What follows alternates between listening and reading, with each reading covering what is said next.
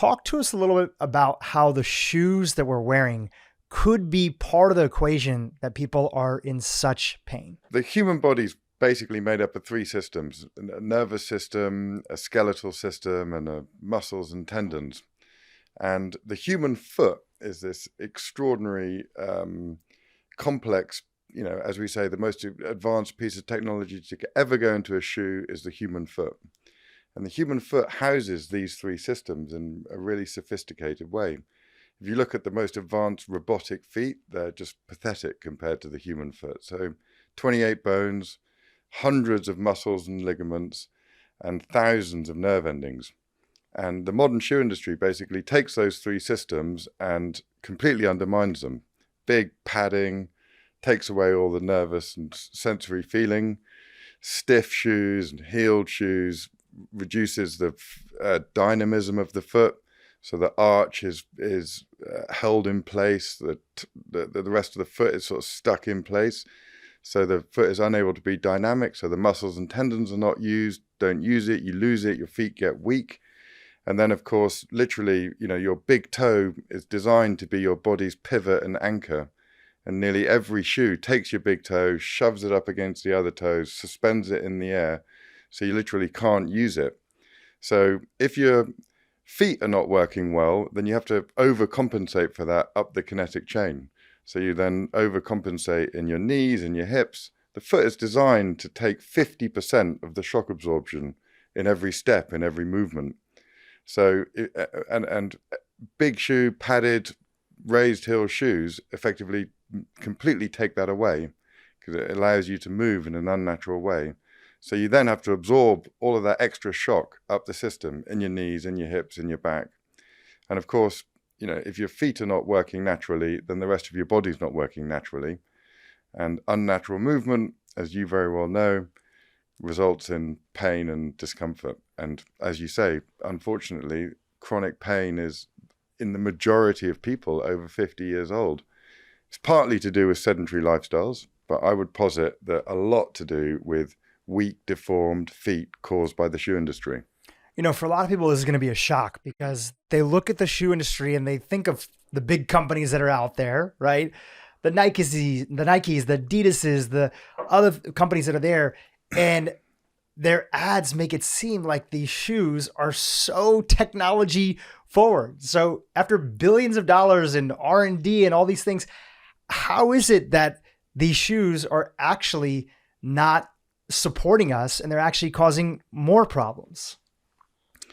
Starts with kids and, lazy shoemaking. And it probably starts with horse riding. So we started developing sort of pointy shoes with heels, around the time of stirrups and things. And then ceremonial shoes, it became a status thing to be able to sort of elevate yourself out of the putting heels mire, on shoes, as it were. you mean? Putting heels, partly horse riding and then status in society. So it became a sort of posh thing to have a horse, posh thing to then prance around in heeled shoes. And one thing led to another, and we found ourselves in the 20th century where most people were wearing quite stiff heeled shoes.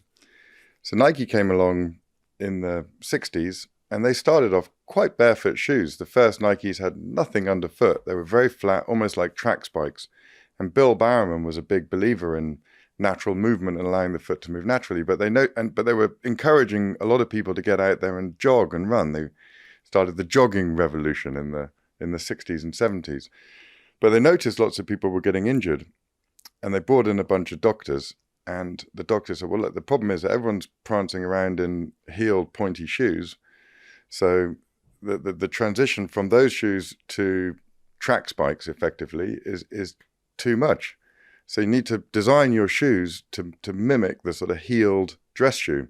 So they started putting technology into the shoes to support, the already deformed, weak foot. So all the technology in shoes that we see in the modern shoe industry is there to correct problems caused by shoes in the first place. It's wild. And just a little personal story, I was an avid fan of all these shoe companies that are out there. I wouldn't call myself a sneakerhead, but I'd wear the New Balances, I'd wear the Nikes, just like other people, even though I'm not like a regular runner. I run occasionally. And I remember around like 35-ish, roughly around there, I started really feeling that this tiny little crick that I had in my knee started developing into like a regular pain that was there.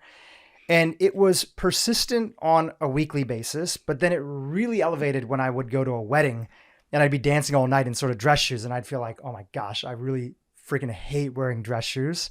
But you have to, your date, your wife, they won't let you wear other shoes that are there at the time. And then a dear friend of mine, who's one of your guys' top ambassadors, was visiting me from London, my dear friend, Dr. Rangan Chatterjee. And one day I was sitting in my living room and he was visiting here at my place in Santa Monica at the time. And I was saying, I was massaging my knee. He's like, hey man, what's going on? Like what's going on with your knee? And I said, dude, it's so weird. Like I've just had this persistent sort of chronic knee thing that's been happening, especially on my right side, but I feel a little bit in my left. He's like, okay, let me take a look at your shoes. So I showed him my shoes that I was wearing, which were just like a regular nice pair of like New Balances. He took a look at a couple others. He's like, I don't know if this is 100% the case for you, but let me tell you why I've switched to these shoes. And he talked about Vivobarefoot. And I remember at the time being like, I had for a while tried another barefoot shoe long ago. And I liked them. They're the ones where like your toes were spread a little bit, but I didn't feel that between combination of look and also a couple other structural things. I actually felt like I would prefer barefoot walking compared to wearing those shoes with the toes all like spread out individually. It was not very comfortable. No comment from me. Yes. So then I ordered my first pair and I ordered it and I think they shipped it from England and I switched to those and I haven't looked back since, and that chronic knee pain has never come back. So that's just my own personal account and testimony of, even for somebody like me in the wellness world, I had no idea that shoes made that much of a difference, even though I had this sort of like boiling frog situation happening over years where it would just get worse and worse and worse. I can imagine you probably hear a version of that story all the time. Yeah, and look, it's a shame because obviously people only experience the negative effects. The body's incredibly adaptable, and a young body can cope with all kinds of extraordinary unhealthy habits, shall we say. But then obviously, you start to pay for them later in life. And look, it starts with kids. The child's foot is not fully formed. The bones are not fully calcified in a child's foot until the teenage years. So they're extremely malleable, extremely plastic. And, if you look now, the average 5-year-old is put in little raised sneakers that are not foot-shaped at all. So they're literally deforming the child's foot. So the bones are literally not able to grow naturally into their natural shape. They're not using the foot in its natural way. So all the muscles, like we spoke about just now, are not being used properly. So I would posit that the average Western child is arriving in adulthood with weak, deformed feet. It's akin to giving them cigarettes or something. It's like, where the shoe industry is literally damaging children. They're arriving in adulthood seriously compromised in like one of the most healthy, in one of the most important health aspects, which is movement. Yeah, and it's not just like to prevent chronic pain in the future. The way that our feet develop actually seems to have some deep connection to how our brain develops too. One thing I learned from you on a previous episode that you did with another podcaster is that our brain is used to getting so much information from our feet. Our feet are so sensitive, the amount of nerve endings inside. And balance is not just about balance. Balance is actually about the formation of the brain. And that we have all these biomechanics that if they're stunted early, our brain cannot develop to the full capacity, which is why I will say the one positive thing is, even here in America, I think the main Children's Pediatric Association is recommending to parents, like, look, delay shoes. Now, they're not telling them to put better shoes, but they're saying delay shoes, don't put on shoes too early. It can be something that can affect childhood development and motor function, but also potentially brain development. No one can argue with allowing a child to develop naturally and a child's foot to develop naturally. And, like you say, a huge part of the brain is dedicated to movement. And there's lots of studies that show where children are moving more and moving better, they also learn better. they study better. The part of the brain that gets information from the feet is the same size as the part of the brain that gets information from the hands. So, if you're putting big slabs of foam under your feet, then your brain's getting garbled information from the feet, so then ends up making bad movement decisions. And, worse than that, they show that walking around in padded shoes in a concrete world, because you're not using that part of the brain as you might, the vitality starts to diminish. And not only that, but that part of the brain starts to atrophy, literally. And then they link that ultimately then to brain degenerative diseases like Alzheimer's and Parkinson's. Yeah, add a sedentary lifestyle, as you mentioned earlier, add a bad diet, add all these things, and it's a perfect recipe for, chronic disease and neurodegenerative diseases. Yeah, and it's work done by a guy called Dr. Mesnich, who's just up the road here in California. Well, maybe we'll get him on the podcast. You should, yeah. Talk to us about shoes in our modern world. Which are the worst offenders, right? What are the worst offenders of shoes that people regularly wear? And obviously there's a big gender component because there's certain shoes that typically women will wear, heels, and there's other, men have their version of heels, but they're typically not as high.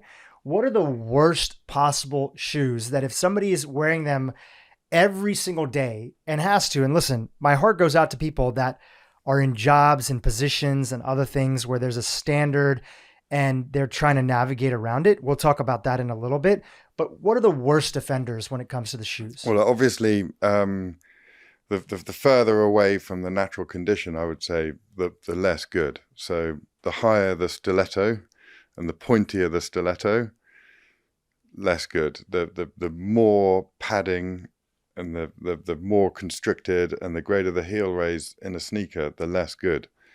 I won't name any names, but we live in a world where suddenly a lot of the shoe industry and the visual shoe industry that you see in all the shops, we're in this kind of maximalist moment, right, where people are buying thicker and thicker shoes. But just before we go there, like one of the interesting things is and a challenge for us is to get more women to wear more barefoot shoes, because a lot of women don't like wearing flat, wide shoes. It's right. And not considered. And for those that are watching on YouTube, I'm wearing Vivo shoes right now. What are the name of these right here? Geocourt. The Geocourt. And then I have like a bunch. I have probably like 6-7 pairs. And then I also have, these are the ones that I work out in. They're called the Primus Light Knit. Yep. So people can look at it, and we'll also put on the screen as well too. But describe for our audience, when you're talking about what makes this shoe unique, before we get into like what are the unique challenges of getting especially women and having better designed shoes for them, what makes this shoe unique and more naturally aligned with how we were designed to walk? So we'll go back to the three systems. Yeah. Right. So starting with the big toe, the skeletal system. So the big toe is 4 times as thick and 4 times as dense as the other toes. Yeah. So being able to get energy into the big toe in movement, and where the big toe is literally the body's pivot and anchor. So the foot is designed that all the energy and movement goes through the big toe. It's designed to be abused. I call it the great toe.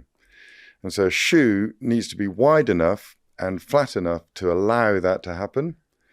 So width is super important. And that's usually the first thing that people notice when they look at these shoes, is that there's a wider front area. What's this area called? This is the just toe box. The toe box. Yeah. So the toe box is wider. People don't realize how much their toes are squished together from standard, typical shoes that you're wearing. And just imagine an entire life of that. It's almost like keeping your foot in a cast its entire life. Imagine if I said, hey, to protect your arm from bumps and scrapes and mosquito bites, we're going to put it in a cast.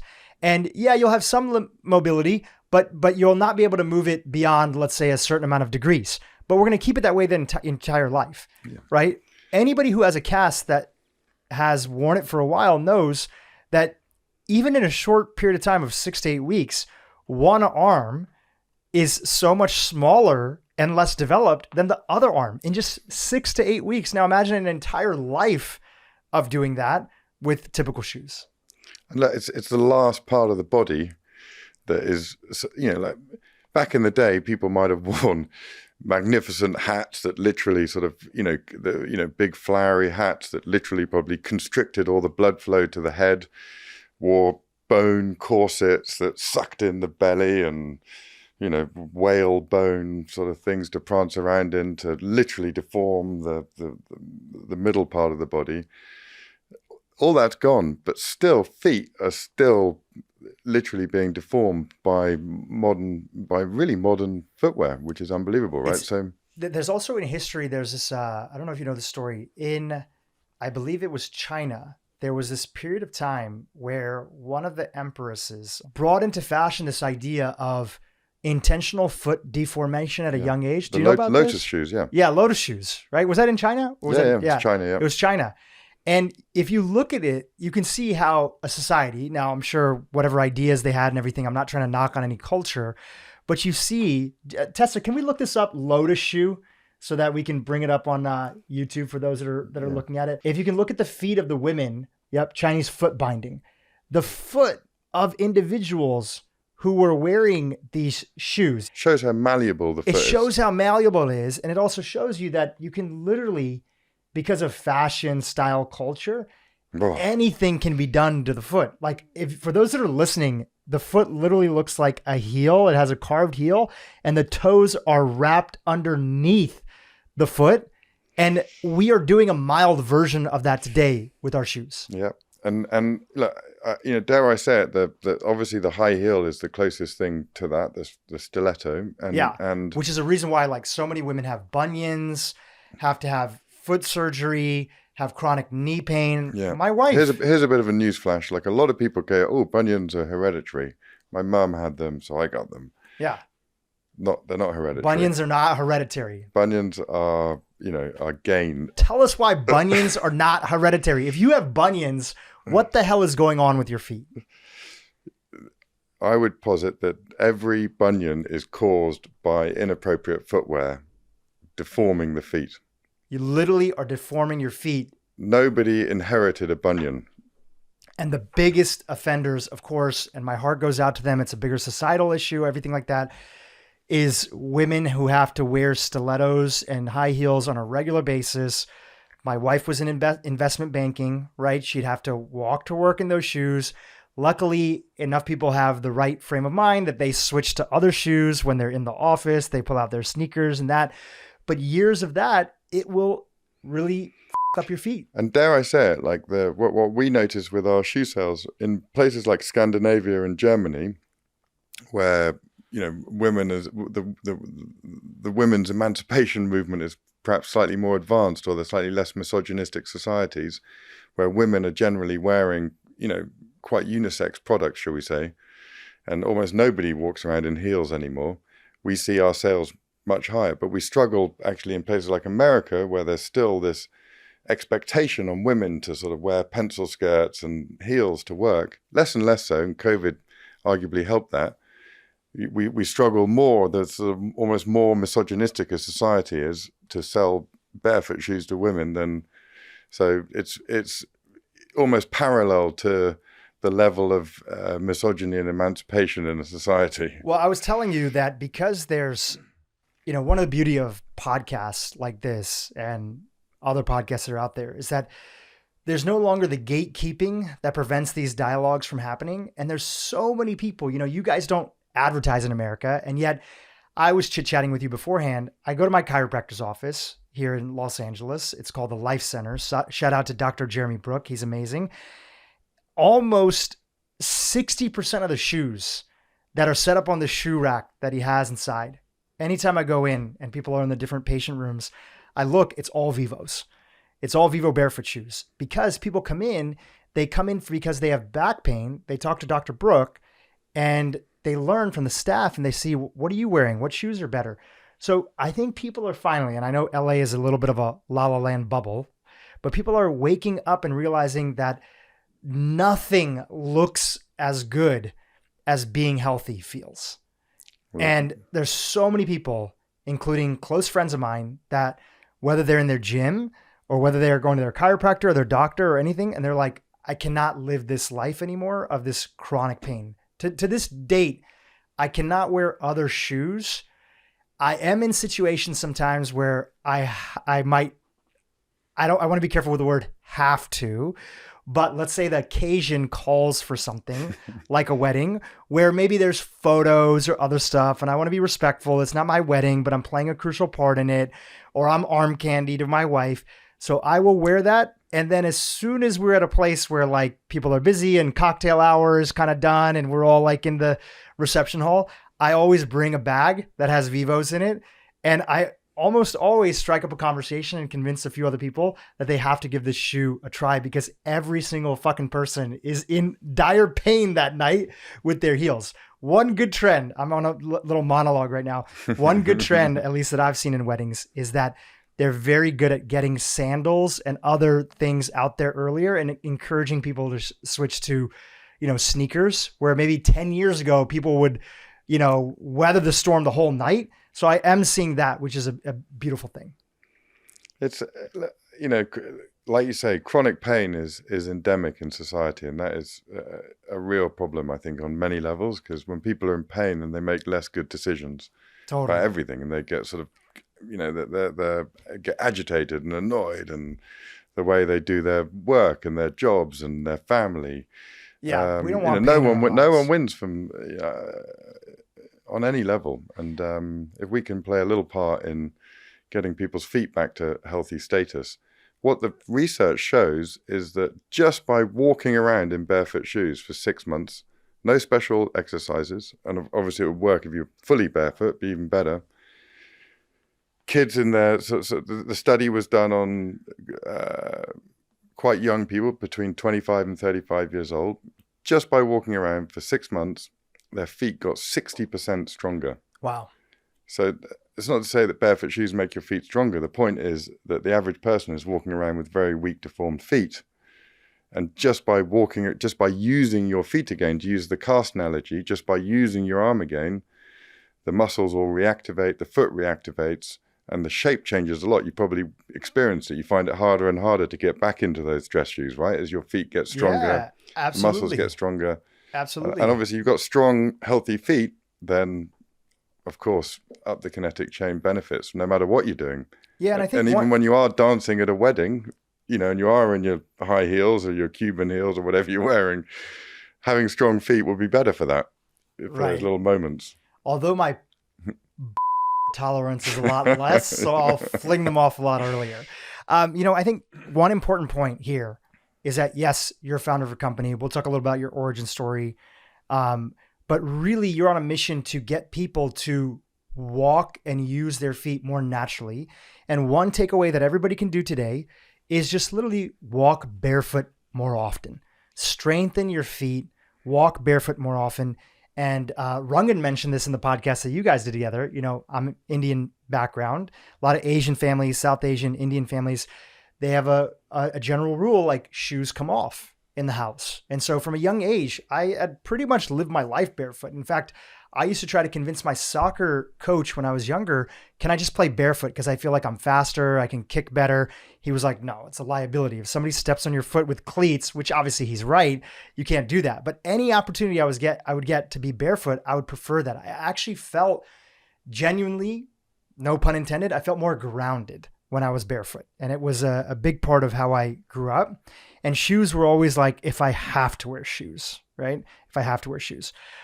So one takeaway is you're not just here to have people buy your shoes. You really want to educate people that if you can walk more oftenly barefoot, your life is going to get better. Is that accurate? 100%. And in the Ayurvedic tradition, they literally prescribe people barefoot walking on the earth as a way to reduce inflammation and to feel better. And I think most people listening will probably understand that when they go to the beach, they take off their shoes, they run around barefoot for the day, they feel great. That's why people love beach holidays. Yeah. And what's happening when you're literally barefoot and you are literally grounding yourself, there's a huge electrical charge between your feet and the earth, and the resonant frequencies all interact with one another. And you literally connect with the earth energy. And that's shown to have tremendous health benefits through the whole body. Yeah, the whole earthing movement, which a lot of people are fans of. Yeah, if I can habit stack, I don't always get a chance to do. I use earthing sheets at night, Yep. so that those are helpful. too, They yeah. kind of go into a grounding wire. But in the morning, because I live in a condo, I can't immediately kind of get outside. Once we switch to a house and have a family and everything, would love to have a backyard. Get your morning sunlight, have a little bit of your coffee, right? Do a little bit of breathing. Set that circadian rhythm for the day, That's it. and also get some earthing in, right? That's like If the you best get your habit. feet on the soil, then yeah. And especially after flying, really important to, because you can get all the electrons can really get stuck in your body after a flight. Yeah. So one of the best things to do after a flight is just get barefoot on the soil somewhere as quick as possible. Well, let's go back to this idea of what you guys designed your shoe to be. And it was really those 3 points, supporting those 3 areas. You talked about the big toe. Great toe. The great toe, and how important it is to have a wide shoe box that's there. And especially straight on the inside, so the big toe can engage with the ground, right? Yep. That's the first point. The pivot point.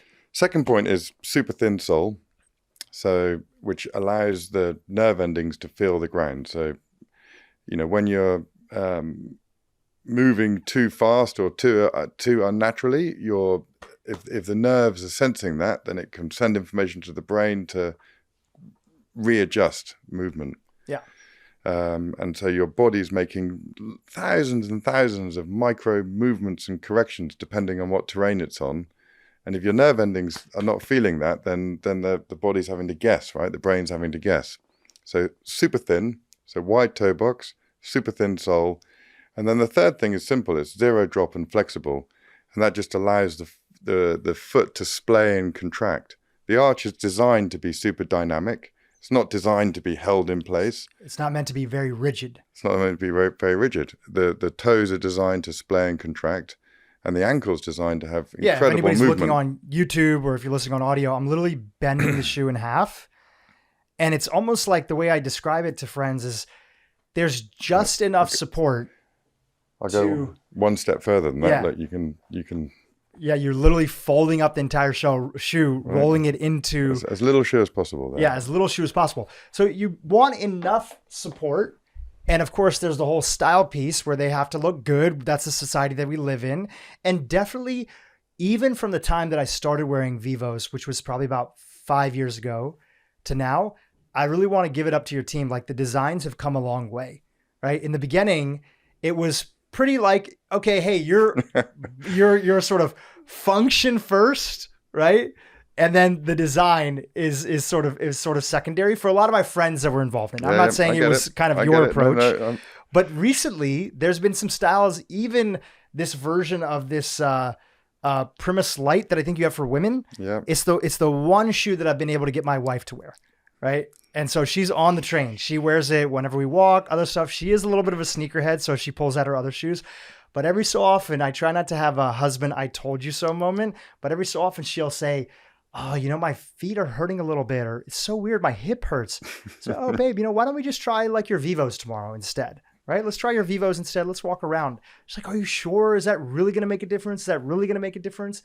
And the next day she doesn't complain. And the best thing that I do is I don't say right? I'm not a I told you so husband. I just let her sort of figuring it out organically on her own. But yeah, the styles have come a long way. So hands up. We got. We're working really hard on improving the women's offering, and it's an important part of it's the final cog in the women's emancipation layer, right? Yeah, totally. Well, I will say from the women in my life that love them and wear them, the thing that I've noticed is that the first place it usually starts off with is that my friends that regularly walk. Like that's a great place, right? If they have concerns about wearing it during the day and styles and, because of work, they have to wear certain shoes. The next place, or usually in tandem with that, is exercise. My gym is full of men and women who have all switched over to Vivo.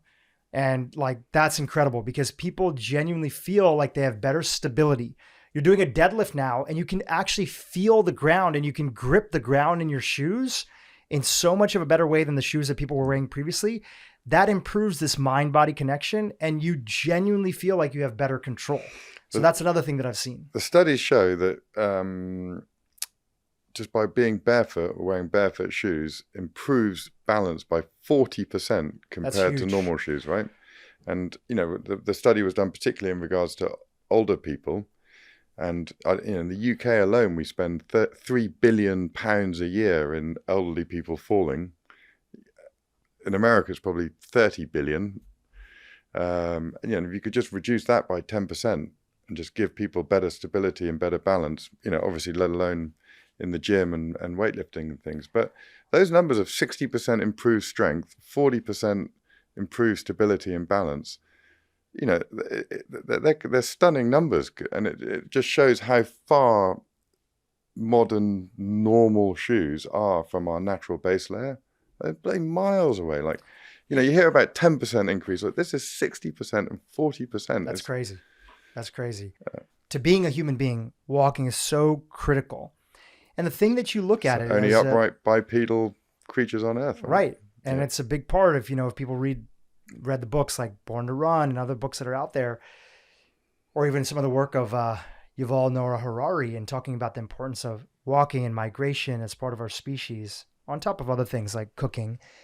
It's made us who we are. And so if you look around and you see people, yes, largely it's a sedentary lifestyle, but it's a chicken and egg. You see older people who are regularly tripping and falling, right? And I think shoes are a big part of that because they're so clunky, especially these custom shoes that are so padded with these like custom orthotics that people get, that they're so roundabout ways that I see, and they have less control. So when a grandparent or an elderly parent is like trying to turn or in the kitchen or taking a right, I've seen so many people just trip over their own shoes because it doesn't have that sort of binding power to the feet to allow them to what they do naturally. And then the other component is that just the buildup of chronic pain, that one thing leads to the next. And the chicken and egg situation is when you wear shoes that are shitty, you get more pain. When you get more pain, you're less likely to walk, to exercise, to run in some instances, although you have different thoughts about, running and what shoes people should wear. And that leads you to a place where you're even more sedentary. And then the circle just continues and continues. I mean, I know you know all this, but my audience hasn't had a chance for me to kind of deep dive and chat about this. And it's a very unfortunate thing. But, the orthotics industry is a big part of the problem, right? Talk about that. What's the problem? So, if you're a podiatrist and, I'm going to piss off some podiatrists now. Having someone come in, being able to prescribe them a pair of orthotics and see them on their way, half an hour, $500, often covered by insurance. Unbelievably profitable endeavor, right? Where the alternative is like, oh, actually, you don't need an orthotic. You just need to, here's some simple exercises, or just walk around with less shoes on, and your feet will get, regain their natural strength and balance, and you'll be fine in a week or so, right? Terrible business model. Yeah, so, I will say in defense of podiatrists, the younger ones are really waking up. And I know a few here in Los Angeles. They are, absolutely. And they are recommending things like Vivo. Yeah, they right? are. And that's true. There is a natural podiatry movement happening. Yes. But it's still a tiny proportion of the total thing. And it's just what you were saying earlier, that the pain is there, the orthotics get prescribed, and the orthotics are sort of basically, to the earlier conversation, more or less binding the foot in a sort of relatively comfortable spot. Better than the alternative that they had before, which was just like wearing these non-custom fit shoes. And a lot of people do feel relief, but it's usually not enough to get to the root issue. So, it is the transition out of that. I would say that 95% of people that are in orthotics don't need orthotics. I had orthotics when I was a kid, when I was a teenager. It's like the child orthotic movement is a thing, right? We're putting kids' feet. Kids are wearing loads of orthotic, huge industry. 95% of those people do not need orthotics. And there is just a natural, healthy transition back to just allowing the foot to do its natural thing. And it's not popular because it's not really that patentable. We're making shoes the same way humans fundamentally made shoes 100,000 years ago, right? On the plains of Africa, we don't have hooves or trotters. We have these sensitive soled feet. So, antelope sandals or kudu. I think eland is the biggest antelope, and they make the original sandals in Africa out of eland skin. And it would have been in protection from the heat and the camel thorns when we were, and as you say, like part of our evolutionary history is the persistent hunting and being able to move all day and sweat and track and be able to run down animals, and to the point where we were able to massively increase our calorie intake and our brain started to grow and yada yada. And then we started to move out of Africa, and we moved up the Nile and over the mountains, and then we needed different types of protection, and we were using different types of animals around us. So all the way up to the Arctic, where the Sami people make their shoes out of reindeer skin, make beautiful reindeer moccasins. They hang out in minus 40 degrees temperature, wearing amazing reindeer moccasins that keep their feet warm all day.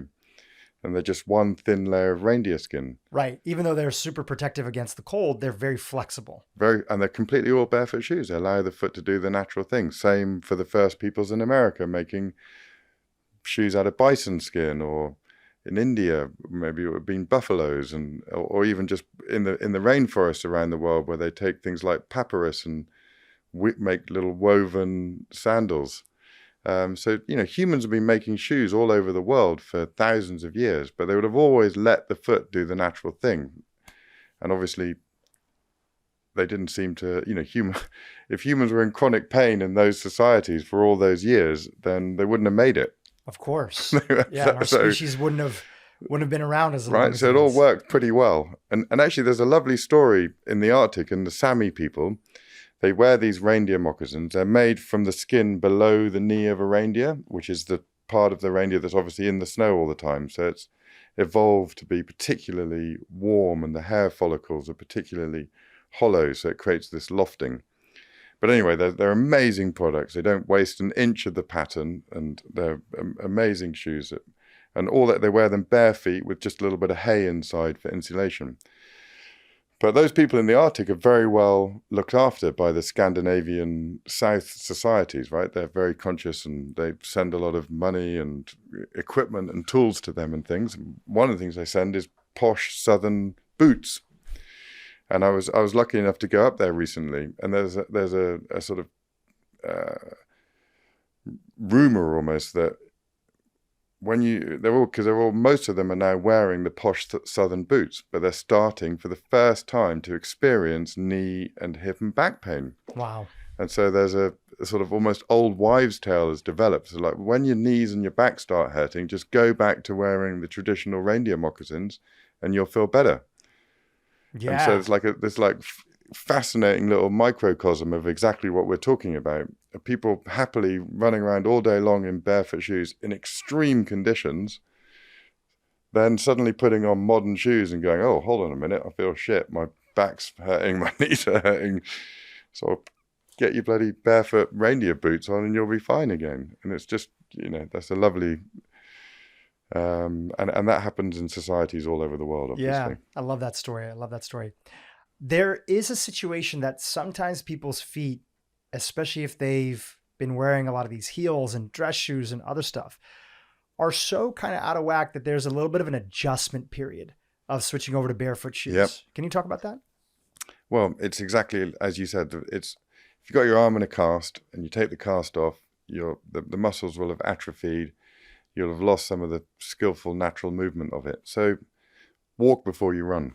Just take it easy. Like if your foot is 60% below its natural strength base layer and it's 40% off its natural balance ability, then it happens quick, within months. I mean, and it will be different. Look, if younger, more athletic, lighter people can transition much quicker than older, heavier people. So you just, you have to sense into that to some degree. But just take your time, walk before you run. And part of the whole problem with the whole barefoot shoe movement in America, like you said, with the toe shoes, is that everyone thought, oh, this is a silver bullet. I'm going to be able to run like the Tarahumara, right? And be able to do ultra marathons.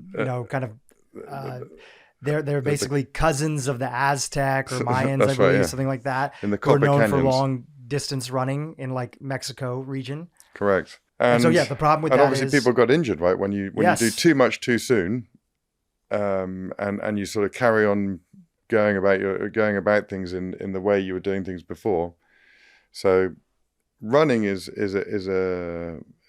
something to build up to. Well, I was wearing these, and I respect for anybody that's working on this in any kind of capacity, even if it's maybe not what I'm using now. But I think that they were called the Vibram 5 Fingers. And I was like such a proponent. I read the book, Born to Run, and I was like, oh, I'm going to do everything in these shoes. I'm not a regular runner, but I would play basketball. I played tennis. And I just found that because of a combination of things and the way that the fingers were sort of laid out, like your toes are all individually separated. People can look it up online. They could see it. I got injured the second time I wore them, playing basketball. And I was like, okay, maybe I'm not supposed to wear these. And I kind of went back to wearing normal shoes. But when I was wearing them on sort of like a daily basis, not doing anything kind of crazy, generally they felt a lot better than other shoes that were there. Yeah. Right. I got a lot of weird looks. I got a lot of comments about them that the design wasn't the best. I don't know if the company still exists or doesn't exist. It does still exist. And they make a lot of, their main business is selling soles, and they make really good rubber soles. Oh, really? Oh, amazing. But yes, since having discovered Vivo and on the recommendation of my buddy Rungan, I feel like I got the best of both worlds. I got the style and I got the. But that's also a little bit unnatural, right? Because you're sort of by forcing your feet into those pockets, the toes into those pockets, then you're almost sort of deforming them back into what is ultimately a natural shape. But that is a transition back to that shape. Right. So to sort of go from a squash foot to suddenly splayed out. It should happen on its own, is what you're saying. When your toes have room, they'll naturally start to spread out a little. Exactly. And getting all that proprioception and sensory feedback between the toes, all the toes, is also not that natural. So kind of that's also a sort of overload of information into the brain. Yeah. So in many ways, people wearing those shoes too quickly, too soon, and I would say that they're probably pretty good if you've got big, wide, natural feet, but you kind of got to get there first. But then you see people and they're tense because the important thing about movement is it's in your animal brain state, right? It's relaxed and you need to be in flow, which is obviously a big part of the movement revolution, the animal flow thing. But that's true. You need to be relaxed to have healthy natural movement. And what a lot of those shoes did to people is they tensed up, and you see people in them and their feet are sort of tensed. And it's the same thing with movement in general. When you see people running and they're sort of tense and they're grinding it out, and every part of their body's in tension where they're sort of doing their, clomping through the park. It's the opposite of healthy natural movement, which is a springy, natural, quick cadence, sort of happy flow. And you watch the East Africans move and run. There's a reason why they're able to run further and faster than anybody. They just have that natural springy motion, and obviously they also do a lot of training at altitude. Yeah, and they don't get in the way of their natural development. And they don't get in the way of it, which is what we're doing over here. While we have you here, let's chat a little bit origin story. How did you get into this world? I know your background, but talk to our audience. You come from 7 generations of cobblers, and you come from a very prominent family in the world of shoemaking. And then where did the shift come that you started to go in a different direction? Yeah, so like you say, my family have been making shoes since 1825. We're sheep farmers in the southwest of England, and the first shoe was a sheepskin slipper. There's a Quaker family, and Quakers back in the day were not allowed to go to university, and they were not allowed to participate in a lot of mainstream society because they were ultimately protesting against too much power and control being held by the church. And you had to swear oaths to do any of those things. So quite a lot of Quaker communities built up in England where there was no priest, no church. They met in meeting. They recognized the divine in everybody. Yeah, it's a beautiful culture. And they built these beautiful communities, and they had to kind of set up shop themselves to ultimately survive. And a lot of great British businesses were built in the 18th and 19th century by Quaker communities, Cadbury's being another famous one. And then there were quite a lot of the early British banks and things. And Clark's was, built an amazing business starting in 1825. And for the next 150 or so years, built this really beautiful Quaker business. And actually, in the 19th century, some of my forefathers were making shoes that were talking about getting back to a more natural shape and allowing children's feet to develop naturally. But unfortunately, like a lot of the world in the 20th century, everybody got slightly dazzled by technology and this effort to emancipate ourselves from nature and create patents. And, it goes back to the story of talking about Nike, and Clark's were got carried away in that whole thing. And, it was obviously happening in agriculture and in medicine and in energy. And I would say big shoe as well, kind of lost its way. So, here we are in the 21st century, nearly 200 years after, my forefathers made that first sheepskin slipper. And I started making shoes. Are they a pair of wallabies that you're wearing? They are a pair of wallabies, aren't they? A pair of Clark's wallabies. Ask our team over here, Patrick, who's wearing some wallabies. So I was at university in America. Yeah. And like every middle-class white boy, I was really into Wu-Tang and hip-hop, right? And I was kind of determined, in a way, coming to America was to say, I'm going to have nothing to do with the shoe industry, and I'm going to go and forge my own life in the land of the free. Well, not very free feet, as we know, but mostly free. And Wu-Tang were wearing wallabies. Oh, wow. I didn't know that. And there was an album that they came out with called Iron Man, where Ghostface was literally in a shoe factory, sort of doctoring up wallabies and coloring them in extraordinary colors and putting their monikers on it. Okay, this is my chance. That's the cover art of the album? And a little video. Oh, amazing. So I was like, wow, this is, shameless sort of opportunity to go and meet Wu-Tang at the height of their powers. This is like, 1999, early Right. 2000. And the first thing I tried to do is get Clark's to just do the Wu-Tang collaboration. And that was one of the worst meetings I ever had in my life. You can imagine these kind of Wu-Tang guys that thought they were as big as the Beatles, sitting in a Boston office with the most waspy sort of Bostonians you can ever imagine. Let's just say the meeting didn't go well. One thing led to another. I ended up helping them, or at least making a bunch of prototypes and samples of Wu shoes. To cut a long story short, it didn't work. So here we are, 25 years later, and they've just done the collaboration. Oh, wow. Clark's Originals. Clark's Wu-Wear. Originals and Wu-Wear. Wow. Right? 25 years later. That's wild. So anyway, literally just happened in the last year or two. Which is cool. From your interest there's a of nice bringing the world- poetic sort of circularity there. And is your family still involved? Did they sell the business? Is this other people running it? the family still own half the business. Okay. And they haven't been involved in managing the business for 30 years. So I kind of got the bug a little bit. Those were the first shoes I personally directly made, as it were, where I went to the original factory in Ireland, and we made a whole bunch of prototypes with the sort of Wu-Wear style kind of motifs and colors and things. Anyway, long story short, business obviously was a tremendous failure. 9/11 happened.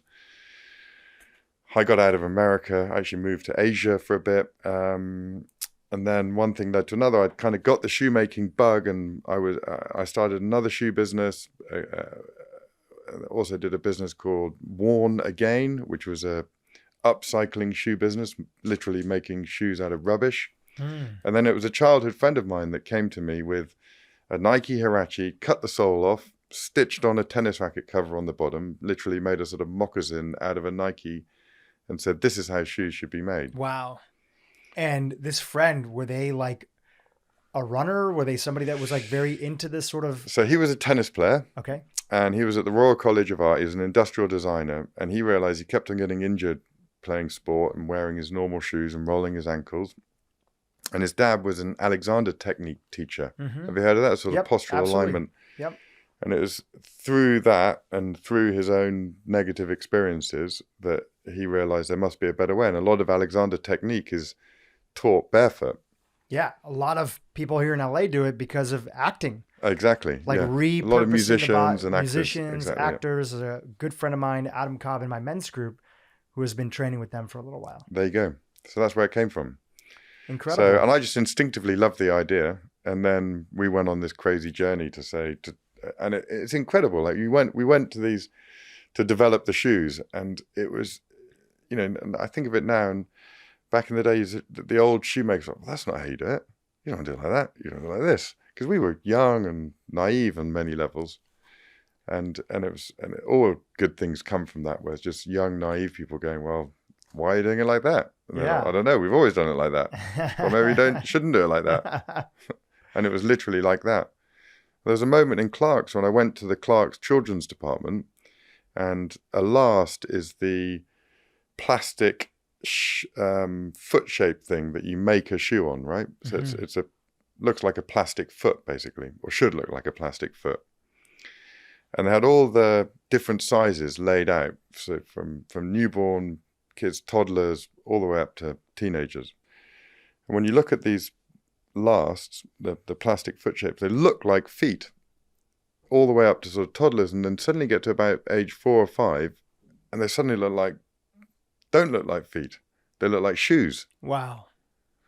So and that was a huge sort of, the models that they're using to shape the foot is all of a sudden they look like feet, and now they look like shoes because the shoes have little deformed heels. The kids' feet. And they start to suddenly become fashionable at the age of 5, right? And they look nothing like, so you're putting the kid's foot into a shape that doesn't look like a foot, and you can literally see it from almost one size to the other. And anyone has kids, toddlers' shoes are actually quite good barefoot shoes. They're just sort of soft little foot-shaped things.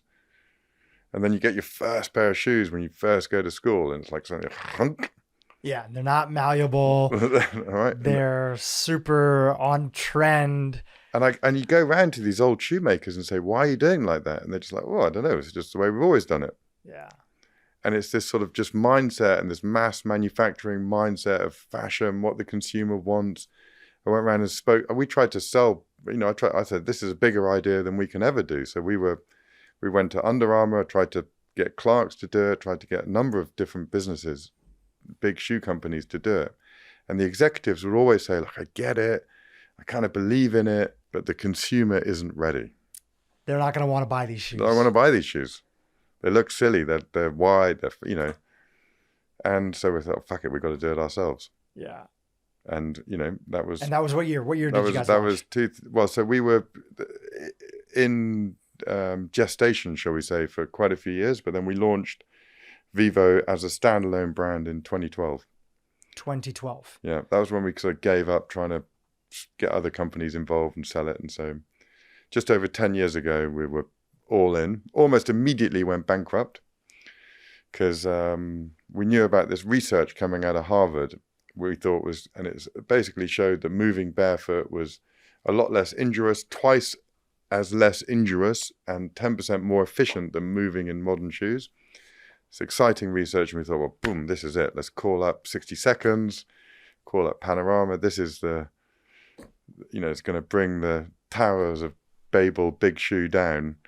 And of course, didn't get the light of day. And Nobody so picked it up. So we ordered loads of stock and said, this is it. And we were sort of gung-ho. And so spent the next few years in survival mode, sort of just, saving the business, basically. And we've seen it coming back now in a really big way. And it's an interesting moment in America where I like to call it the second barefoot revolution, since the one you experienced, right, had a negative experience. And it's much more considered, much more gentle. It's led by chiropractors and osteopaths and trainers that are then guiding people into this in a much more conscious way and careful way.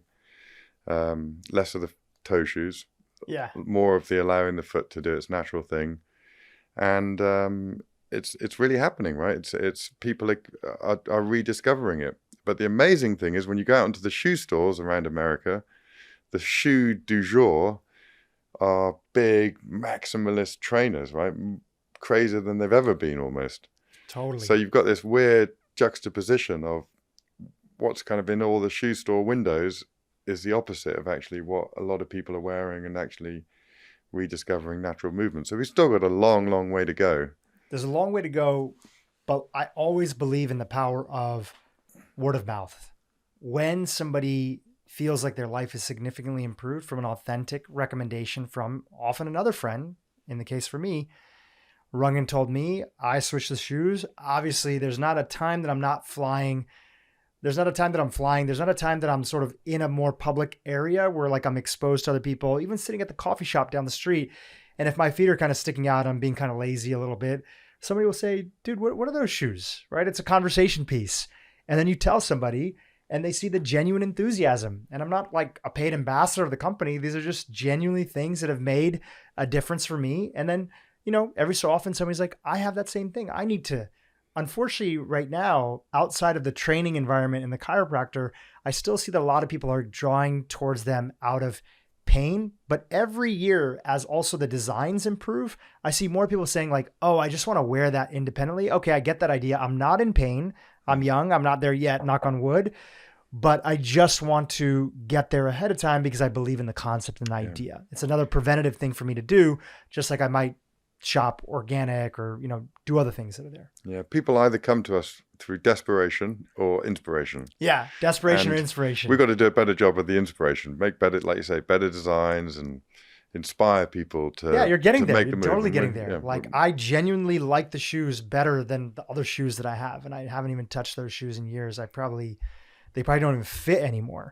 In fact, one of my favorite stories from an old employee at my last company that I had was when he was young, he decided that he was inspired by, the Emersons of the world and, the naturist. And he said, I'm going to hike the Appalachian Trail. So everybody that he talked to in his preparation, they told him, look, do not get fancy shoes like hiking boots. It's not going to work. But they didn't go into detail about it. They didn't go into detail about why. So he ended up getting fancy shoes, right? He wanted all the gear, all the equipment. And as he got almost about 3 weeks in, he saw that he had so much pain and these shoes were so tough for him. So he still decided to wear these shoes a little bit longer. And then finally hit the point, I think a month into it. So it was like a week or two later where his feet didn't fit into those shoes. And he talked to a few friends. They said, listen, your shoe size will grow that much walking. Every day you're walking however many miles, 20, 30, 40 miles a day on the Appalachian Trail. Your feet are going to grow, right? They're going to be bigger and they were artificially constricted. So switch to, even though it sounds crazy, because there was no barefoot shoes at the time, switch to just like moderately sort of involved sandals, very thin ones. Yeah, nice. That are there. And he hiked the rest of the Appalachian Trail over the next 4 months just on those sandals and felt fantastic. The hiking shoe industry is almost worse than the running shoe industry along the lines of what we've been talking about. Because, those fancy hiking boots, first of all, they're like a lot of money. And second of all, they're stiffer, bigger, more bob. They're literally like putting your foot in a cast. Yeah. And we actually make a lot of hiking boots that are the opposite. And I get some of the shoe industry people coming to me saying it's irresponsible for you to be making hiking boots without a big, thick, stiff sole and lots of support and ankle support. And but as we know, humans seem to conquer wrong word, travel all over the world without big, stiff hiking boots for millennia. So yeah, we made it. We were made doing it. Yeah. something Yeah. right. This has been great. I know you're here in LA. You have a bunch of meetings. You have to get on to your next thing. But I'm so glad to be able to talk to you in person, get to meet you in person. Thank you for making an impact in my life and so many of my friends' lives as well, too. Any final messages you want to leave our audience with when it comes to this whole world that might be super new for a lot of people, which is going back to the way that our feet were designed to be? Yeah, look, I mean, I would just, just to rag a little bit more on the shoe industry at large. Please, go for it. I got all the time in the world. Guess how many shoes get made every year? Oh my gosh. Every year get made in population wise, I don't know, billion shoes? No, 24 billion. 24 billion shoes get made. Right. The average American buys 6 pairs of shoes a year. Crazy. Globally, the average person buys about 3 pairs of shoes a year. I mean, when it's all averaged out, so 8 billion people. So 24 billion pairs of shoes get produced every year on mass production lines. Most of them don't fit, for sure. Most of them will end up in landfill. Most of them are made from petrochemical foams and plastics. A lot of them made from leather that is then tanned using heavy metals, terrible carcinogenic problem. So the shoe industry as it exists, big shoe as it exists, is a devastating impact on not only planetary health, but human health. And so, there has to be a better way, that we have to reevaluate the whole system. And so one of the things that we're working on is what we call Vivobarefoot. And my cousin, who's my partner and the creative lead in Vivo, who's with me on this trip, he's actually at Patagonia today, hanging out with their sustainability team. So, who is, one of the only, and that's actually one of the other things I feel really passionate about, is businesses with nature at the top of the hierarchy, staying independent and scaling. We need hundreds of them. Yeah. Right. We need thousands of businesses to not sell out to private equity, to not sell out to big banks, to not get absorbed into big corps. Stay independent, keep nature at the top of the hierarchy, and scale. Right. The society needs those businesses. But the point is that whole system is broken. Right. It's the opposite of a regenerative system, and a lot of people using the word sustainability, a lot of people using the word regenerative. But, they're making shoes that are degenerative to human health, unsustainable to human health, let alone the planetary health. So we believe there's a future in the shoe industry where we go back to making shoes the way we did thousands of years ago, where we make them person by person, foot by foot again. And we can use modern technology to do that. So everybody's mobile phone basically has a scanner in it. So you scan your feet, so you get, rather than drawing around a piece of old bison hide and me then cobbling a pair of shoes together for you, like you scan your foot, and then with 3D printing, we're able to make a bespoke pair of shoes for you. Now we just launched this in Europe, and the plan will be to come to the US next year. But the point is, there's a better way to make shoes, and it's person by person, foot by foot, made from the local sustainable materials that allows your foot to move naturally. So, and I just hope that,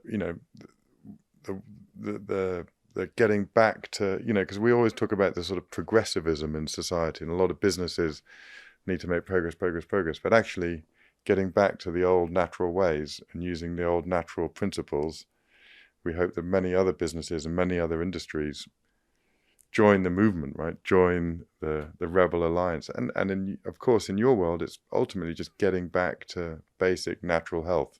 Yeah, which of course feet is a part of. In our case, it starts with feet, but obviously it doesn't end there. Absolutely. That's a beautiful message. We do have some European listeners that are there.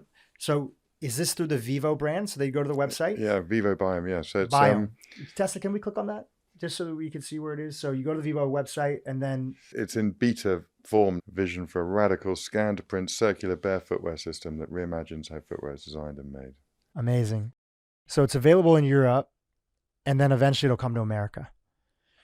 With most of our audience being here, I know you guys sell on Amazon as well too. Is that you, or is that other people? No, we sell a little bit on Amazon. There's a sort of Faustian pact that we make, but it's mainly direct to consumer. And actually, one of the reasons we're doing this big family holiday, part work, part holiday, not very productive, not very relaxing holiday, is we're looking for new retail spots so we're going to start to open up some retail centers. And are there retail shops in the US right now for Vivo? No. There's none. No, I've been to the one in London. Oh yeah. It's really nice. It's a very friendly team. That's where when I was there in April, I bought because I was just there, I got 7-8 different pairs of shoes. So where would you say if we were going to choose? I mean, ultimately, I think they're probably all relevant, but we need to choose a starting point between New York, Colorado, and LA. Yeah, I've lived in New York, and obviously I live in LA now for 10 years. There's something really unique about LA where you have both sort of like the business and high tech energy, but then you have like the whole like influencer space and people who are very passionate about fitness, health and wellness, other stuff, people who love to make content, people who regularly come to LA and are in media, acting, other stuff. And I feel like that's where a lot of the people who have the chance to amplify this, I'm always like, for a business like yours, where you guys literally have grown so much through word of mouth, I'm always asking, how do we support the infrastructure for word of mouth? And if so many of those people naturally have that potential here in LA, and just what I've seen from different gyms of people organically wearing Vivo, I don't know. I think I'm a little biased for Los Angeles. Okay, nice. Yeah, that's my pitch for your team. I must admit, when I was sort of trotting up the beach this morning, I was getting pretty biased towards Los Angeles as well. Yeah. There's so many great things. And obviously you guys can visit a little bit more with the family and everything. But yeah, there is something really nice about also too, Los Angeles has like, you pretty much have year-round hiking, right? Yep. For these little walks and hikes and other things that are there. You have a generally like a culture around fitness, and it's not so industry focused and like investment banking and suits and ties like New York, where you kind of have, your shoes that are for you and then the shoes that you have to wear for work. Pretty much whatever shoes people are going to wear in the morning, they're going to wear the entire day. So between that and the training movement, LA is the hub of health and wellness. It just feels like there's a natural alignment. Well, I'm going to go and visit a couple of stores this afternoon. Okay. So wish me luck, and hopefully we'll bring that to life really soon. Amazing. Well, again, Galahad, thank you so much for joining us on the podcast. Thanks for having me. Thank you for you and your team for doing the incredible work that you do. There's so many people that I meet all the time who feel like their life is made that much better because they've switched their shoes, which who would have ever thought? But now we know why. And the point is, it's not the shoes, right? The magic is you. Yes, the magic is you. All you're doing is you're getting back to how you were designed to walk. So thank you for educating us on that journey and supporting us on that journey. Thank you for having me. Appreciate it. Hey, YouTube, if you enjoyed what you just saw, keep watching for more great content on how to improve your brain and your life. And we're getting your metabolism and your hormones to work in a way to where you don't have to kill yourself every day in the gym. You don't have to starve yourself every day to try to be fit and healthy. This is something that's sustainable.